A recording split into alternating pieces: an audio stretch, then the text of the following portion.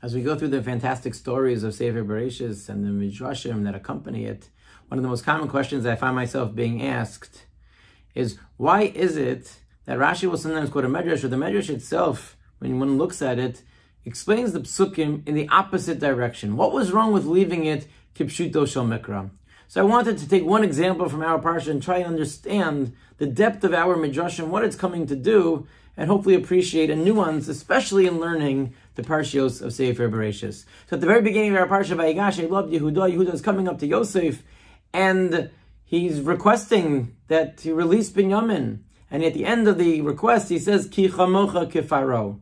Because you, not knowing it's Yosef, are like Paro. And Rashi explains, Chashuv atah be'einai kimelech, that you are as significant as Paro, as the king. He's trying to show him kavod. Zehu pshuto. That is the simple pshat. Umidrasho, but the Medrash understands, Sovcha lilkos olav b'tzaras k'moshe laka Paro, that in the end, you're going to have trouble because of taking Binyamin the same way Paro had trouble when he took Sarah. Davar acher ma Paro gozer v'eno mekayim. Just as Paro doesn't follow through on what he says, Afata Cain, you are the same way. What's going on here? Is he trying to find favor in his eyes? The simple pshat of the psukim was that he certainly was. So how can there be two opposite understandings? Ki chamocha kefaro begins the pshat that you're like the king, showing him kavod, but then it flips and it turns into an attack. You don't keep your word. I'm going to come after you. What exactly is going on here? And the Emes Yaakov, Yaakov Kamenetsky, explains as follows, and he says that it is a yesod, it is a fundamental point in understanding Midrashim in general, and certainly how Rashi brings them in several places in Sefer Bereishis. And he says that the truth of the matter is that we also do the same thing. When we talk, every dibur that we have, yesh pshat v'drash. There is a simple pshat and there is a drash.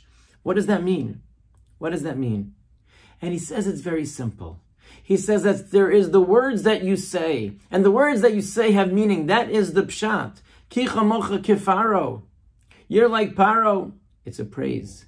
But whenever we talk, or certainly when we're saying something significant, there's the context. There's the underlying message of what is not exactly being articulated.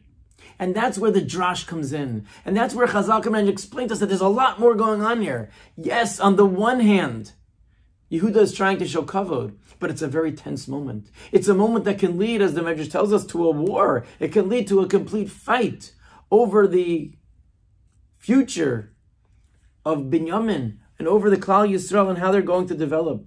And he says that's the understanding of the difference between the Pshat and the Drash. So Rashi will bring the Pshat to explain to us what happens. But sometimes the Drash will be the opposite, because sometimes the intonation, the context of what is going on has a different layer to it, and it's important to have that full context. He says that's the idea of Shivim Panim LaTorah, that there being different perspectives to the Torah. So you can have the Torah tell us in Parshas Vayishlach, when Esav is coming to meet Yaakov, that he kissed him. And then Chazal understanding and taking it out. Why? Taking it out of the simple pshat and saying that he tried to bite him and it ended up being a kiss. That's what the dots on top of the word teach us. Is because that's the idea. Is that the nature of that moment was that maybe he actually kissed him.